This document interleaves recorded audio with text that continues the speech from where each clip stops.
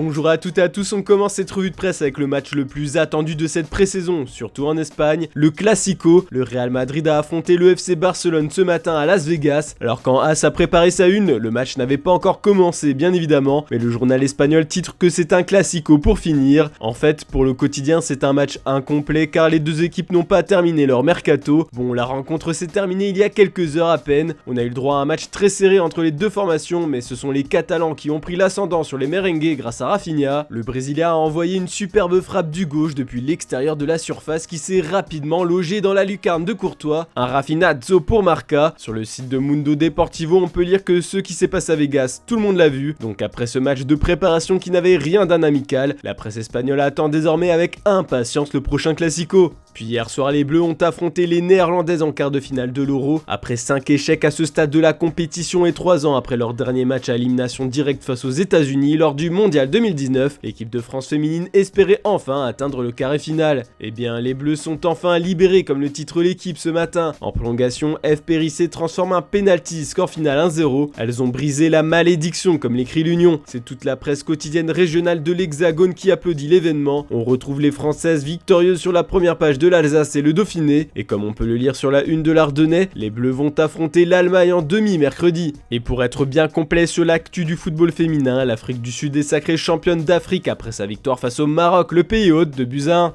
On ferme cette page résultat pour parler mercato maintenant. L'avenir de Neymar semble toujours aussi incertain au Paris Saint-Germain. La direction parisienne ne ferme pas la porte à un départ de l'Auriverde dès cet été, une situation qui agace le Brésilien qui a mis les choses au clair sur son avenir après le match amical au Japon contre Urawa Red Diamonds. Comme on peut le lire dans le Parisien ce matin, Neymar clame son envie de rester, c'est Paris et rien d'autre comme le titre l'équipe. Je veux toujours rester au club, jusqu'à présent le club ne m'a rien dit, donc je ne sais pas quels sont ses plans pour moi. La vérité c'est que je n'ai rien à prouver à personne, a déclaré le numéro 10 parisien. Puis dans l'actu du PSG, le président du Barça a clairement ouvert la porte au retour de Messi en Catalogne au micro d'ESPN. Je désire que le chapitre de Messi au Barça ne soit pas terminé, je pense que c'est de notre responsabilité que ce chapitre qui est encore ouvert puisse avoir un moment où les choses se fassent comme elles auraient dû se faire et qu'il y ait une fin bien plus heureuse, a ainsi lancé Joan Laporta. Une déclaration qui ne va pas être oublié par les supporters de Barcelone. En parlant des Blaugrana, Jules Koundé est tout proche de signer avec le club de Xavi. Tous les journaux catalans poussent pour qu'il arrive rapidement au Barça. Tous ensemble pour Koundé, titre Sport ce matin comme cri de ralliement. C'est la guerre entre Chelsea et Barcelone pour le défenseur français de Séville. Les coulés ont fait une dernière offre aux Andalous. Ça se rapproche des exigences du club espagnol. Alors le seul qui va trancher pour son futur, c'est Koundé. Et là, avantage pour le Barça qui est très optimiste comme l'explique Mundo Deportivo. D'ailleurs, en conférence de presse ce matin, Xavi n'a pas caché son envie d'encore recruter à tous les postes pour continuer à gagner. On part en Angleterre maintenant. Ce matin, les dernières déclarations d'Antonio Conte ont fait couler beaucoup d'encre. Hier, en conférence de presse, l'entraîneur de Tottenham s'en est pris à l'entraîneur du Bayern Munich, Julian Nagelsmann. En fait, le manager allemand a fait du pied à Harry Kane en assurant qu'il pourrait marquer beaucoup de buts en Bundesliga et que c'est un joueur brillant. Conte est donc furieux de voir Kane courtisé, comme le titre le Sun ce dimanche. Ces derniers jours, les médias allemands ont révélé que le Bayern serait tenté de mettre la main sur Kane pour remplacer l'attaquant Robert Lewandowski. Et comme le rapporte The Daily Telegraph, cette situation fait enrager Antonio Conte qui trouve irrespectueux que Nagelsmann passe par les médias avant de parler au club concerné pour recruter des joueurs. Tottenham ne laissera pas filer la star anglaise, ou alors il faudra faire un chèque monstrueux pour les convaincre. Les Bavarois sont prévenus. Enfin, c'est surtout Cristiano Ronaldo qui fait les gros titres des tabloïds anglais. Si vous nous suivez tous les matins, vous savez que Cristiano Ronaldo veut absolument jouer la Ligue des Champions. Il est donc déjà prêt à quitter Manchester United. On apprend dans les pages sport du Sunday Mirror que les Red Devils ont trouvé une solution acceptable pour le laisser partir. Les dirigeants mancuniens sont toujours catégoriques, il n'est pas à vendre, mais par contre un prêt c'est envisageable. D'après le Daily Star on Sunday, MU veut que la superstar déclenche sa clause d'option d'1 an de prolongation afin qu'il puisse retourner à Old Trafford l'été prochain. Il sera prêté donc cette année dans un club qui joue la prestigieuse compétition européenne et l'année prochaine il remet le maillot rouge car Manchester est sûr de se qualifier pour la prochaine édition. Ron s'en va mais pas pour de bon comme le résume le Sunday Express. Enfin, une autre solution est envisagée par les journalistes du Times. D'après le quotidien, l'Atlético de Madrid veut sacrifier Antoine Griezmann pour s'offrir Cristiano Ronaldo. Les Colchoneros veulent vendre le français pour libérer de la masse salariale et enfin signer Ronaldo. Voilà, c'est tout pour ce dimanche. Comme d'habitude, on se retrouve demain matin pour une nouvelle revue de presse. N'oubliez pas le JT Foot Mercato en fin d'après-midi et bonne journée à toutes et à tous.